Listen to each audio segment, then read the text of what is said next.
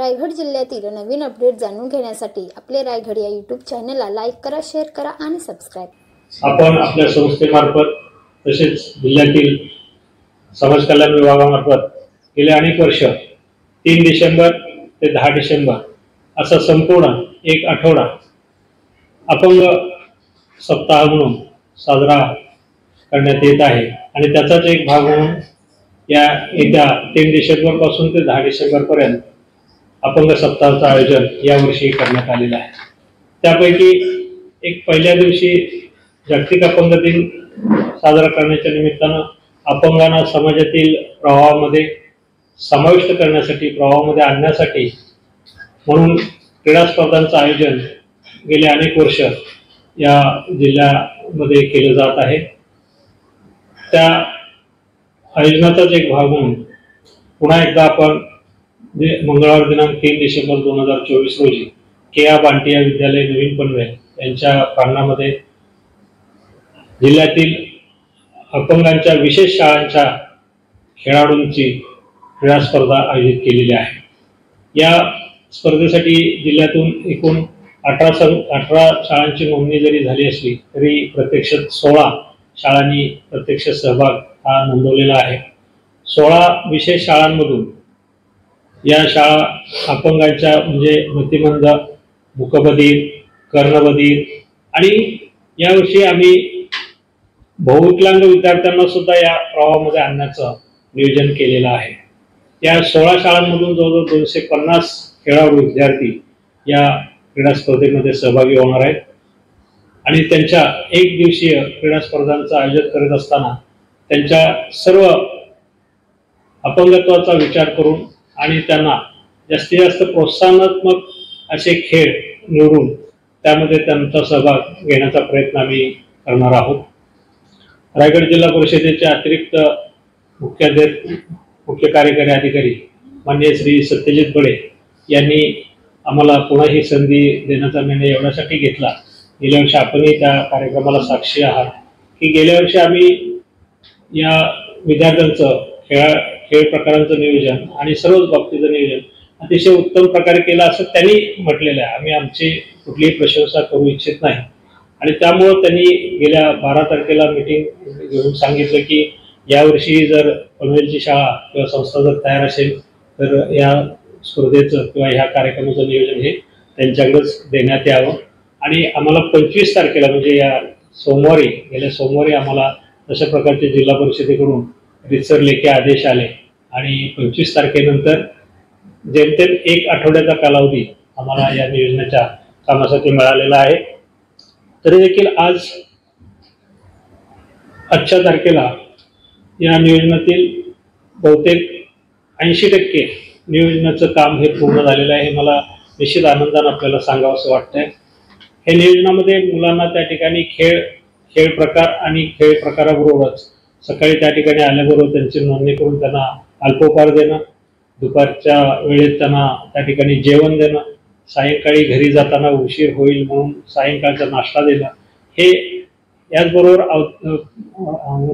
तुमच्या वैद्यकीय सेवा उपलब्ध करून देणं, त्याचप्रमाणे त्या ठिकाणी त्यांना निवाऱ्याची सोय करून देणं, या सगळ्या गोष्टींची नियोजन करत असताना कालावधी हा आम्हाला जरी कमी मिळाला असला तरी आपल्यासारखे समाजातील अनेक घटक आहेत की ज्या घटकांनी या नियोजनामध्ये आम्हाला वेगवेगळ्या प्रकारचे सहकार्य करण्याचं इच्छा व्यक्त केली आणि त्या सहकार्यातून आज 80% या क्रीडा स्पर्धांची तयारी ही पूर्ण झालेली आहे।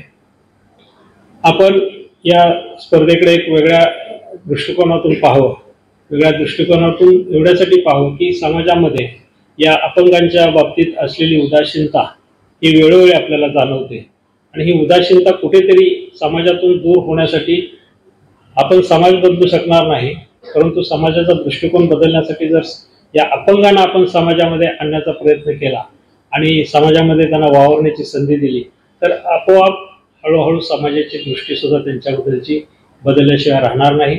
आणि त्याचाच एक भाग म्हणून या ठिकाणी क्रीडा स्पर्धांचं आपल्याला माहिती दिलेली आहे की या ठिकाणी 4 वयोगट या मुलांचे सुद्धा आहेत। जसे नॉर्मल मुलांचे वेगवेगळे वयोगट असतात तसेच यांचे सुद्धा 4 गट आहेत प्रत्येक प्रवर्गाचे.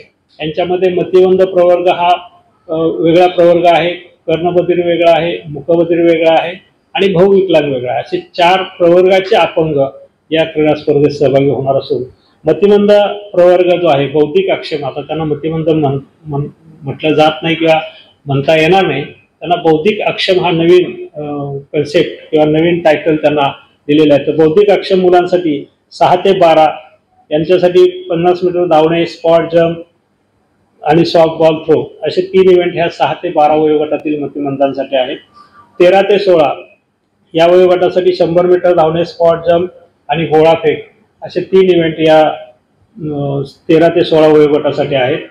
17 ते 21 यांच्यासाठी 100 मीटर धावणे, लांब उडी आणि गोळाफेक आणि 22 ते 25 म्हणजे जो अडल्ट ग्रुप आहे यांच्यासाठी 100 मीटर धावणे, गोळाफेक आणि लांब उडी अशा प्रकारे 4 वयोगटामध्ये या विविध स्पर्धा बौद्धिक अक्षम मुलांच्या प्रकारासाठी आयोजित करण्यात येणार आहेत. त्यानंतर प्रवर्ग कर्णबधिर जो आहे, या कर्णबधिर या प्रवर्गासाठी 6 ते 12 या वयोगटासाठी 50 मीटर धावणे, लांब उडी, गोळाफेक. 13 ते 16 या वयोगटासाठी 100 मीटर धावणे, लांब उडी, गोळाफेक. 17 ते 21 या वयोगटासाठी 100 मीटर धावणे, लांब उडी, गोळाफेक आणि 22 ते 25 या वयोगटासाठी 100 मीटर धावणे, गोळाफेक, लांब उडी स्पर्धा यांच्यासाठी आयोजित केलेल्या आहेत.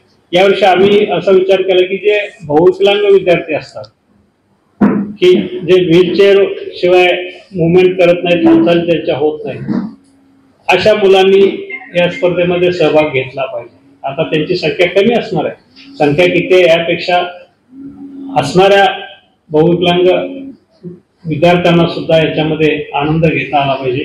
आणि म्हणून त्यांच्यासाठी सुद्धा आपण यावर्षी काय केलेलं आहे की बादलीमध्ये बॉल टाकणे असे बैठे खेळ त्यांच्यासाठी आयोजित केलेले आहेत. ते मनोरंजनात्मक खेळ आहेत, परंतु त्याच्यामध्ये सुद्धा त्यांना एक वेगळा आनंद मिळू शकेल अशा प्रकारचा यावर्षी नवीन प्रयत्न आपण या स्पर्धामध्ये केलेला आहे. याशिवाय हा झाला 1 दिवसीय 3 डिसेंबरचा क्रीडा स्पर्धांचा भाग. मी आपल्याला पहिल्यांदाच कल्पना दिली की 3 डिसेंबर ते 10 डिसेंबर हा संपूर्ण सप्ताह, संपूर्ण आठवडा या अपंगांच्या आनंद महोत्सवासाठी, यांच्या आनंदासाठी, यांच्या सहभागासाठी याचं नियोजन केलं जातं. आणि हा जिल्हास्तरीय स्पर्धा हा भाग संपल्यानंतर आपल्या नंदकुमार जाधव फाउंडेशनने या विद्यार्थ्यांच्या 7 दिवसाच्या कार्यक्रमाचं सुद्धा या ठिकाणी नियोजन केलेलं आहे. आपण त्या ठिकाणी पालकांची भेट आणि पालक आणि विद्यार्थी, 18 वर्षावरचे विद्यार्थी आणि त्यांचे पालक यांची भेट आपण आयोजित केलेली आहे. त्यानंतर 10 डिसेंबर रोजी आपण एक दिवशी त्यांचा आनंद मेळावा साजरा करतो. आनंद मेळाव्यामध्ये विद्यार्थी, पालक, इतर सामाजिक सेवाभावी संघटना या समाविष्ट होतात. आणि त्या आनंद मेळाव्यामध्ये पालक वेगवेगळे स्टॉल लावतात. स्टॉल म्हणजे खाद्यपदार्थाचे स्टॉल लावतात. ते एक आज म्हणजे लोकांना बाहेरचे स्टॉलवर खाण्याची एक चांगली चटक लागल्यामुळं पालक स्वतः काही वस्तू प्रत्येक जण आपले आपले मेनू बनवून आणतात आणि या ठिकाणी स्टॉल लावून ते स्टॉलचा एक आनंद सर्वजण खाद्यपदार्थ घेतात. त्याचबरोबर त्या ठिकाणी पालक आणि विद्यार्थी आणि काही सेवाभावी संस्थांचे प्रतिनिधी हे विद्यार्थ्यांबरोबर वेगवेगळ्या फनी गेम्स खेळतात आणि विद्यार्थ्यांच्या आनंदात ते सामील होतात. अशा प्रकारे एक तो आनंदाचा एक मेळावा असतो. म्हणून तो आनंद मेळावा हा कार्यक्रम सुद्धा या कालावधीमध्ये आयोजित केला जातो. अशा रीतीनं पूर्ण 7 दिवसामध्ये या विद्यार्थ्यांच्या विविध अंगांना स्पर्श करून कार्यक्रमाचं आयोजन केलं जात आहे किंवा केलं जाणार आहे, केलं जात असतं.